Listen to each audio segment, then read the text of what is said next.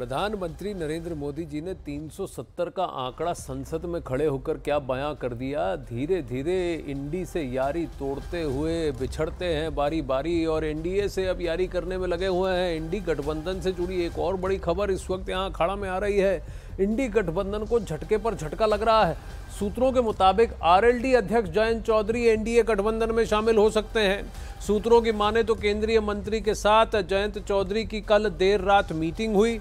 इसके साथ ही सूत्रों के मुताबिक खबर यह है कि आंध्र प्रदेश के पूर्व सीएम चंद्रबाबू नायडू भी बीजेपी के साथ संपर्क में हैं। इससे पहले बिहार में नीतीश कुमार भी इंडी गठबंधन को झटका दे चुके हैं। यानी लोकसभा चुनाव से पहले इंडी गठबंधन को झटके पर झटका लग रहा है और कई कोर पार्टियां, भले ही क्षेत्रीय पार्टियां हों, लेकिन जिनका वोट बेस काफ़ी सुदृढ़ है एक पर्टिकुलर इलाके में और जो कि इंडी गठबंधन के लिए कारगर साबित हो सकता था बीजेपी को चुनौती देने में, वो धीरे धीरे पल्ला झाड़ रहे हैं, इंडी से यारी तोड़ रहे हैं, एनडीए से यारी बना रहे हैं।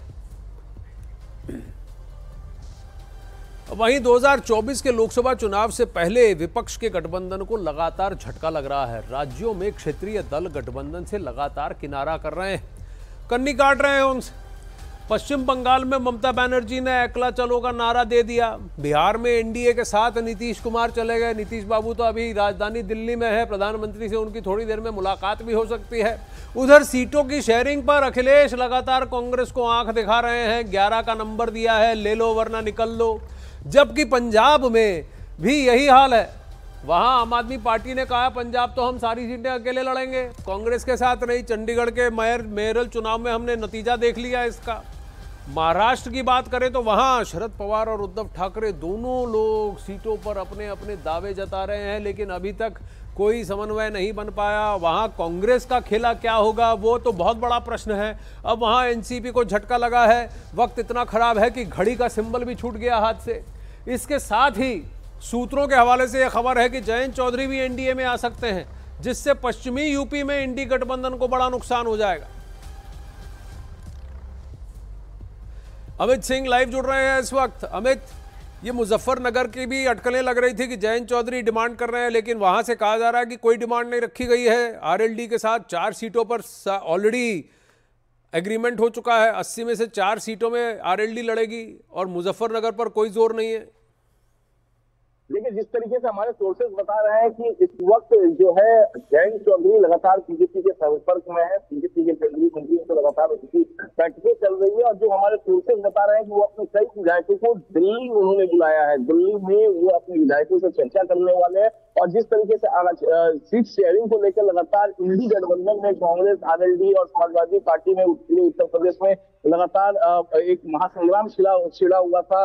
अब समाजवादी पार्टी कहीं से भी वो 65 सीटों से कम पर बात नहीं कर रही थी और मैक्सिमम जो जीतने वाली सीट जो लगता था कि समाजवादी पार्टी को वो जीत सकता है, तो उन सीटों पर समाजवादी पार्टी अपनी दावेदारी करेगी। कहीं ना कहीं सीटों को लेकर असंतोष थी और उसके बाद जिस तरीके से केंद्रीय मंत्रियों से लगातार बैठक हो रही है इस पर जयंत चौधरी को, तो जाहिर तौर पे बीजेपी की कहीं ना कहीं ये चाहती थी और कि वो इंडी गठबंधन को और ज्यादा से ज्यादा कमजोर करे। जिस तरीके से हमने पिछले दिनों बिहार में देखा, नीतीश कुमार ने इंडी गठबंधन का दामन थाम लिया, इंडी गठबंधन का दामन छोड़कर वो एनडीए के साथ उन्होंने रूप कर लिया। अब प्रधानमंत्री नरेंद्र मोदी से थोड़ी देर में नीतीश कुमार की मुलाकात हुई होगी दिल्ली में।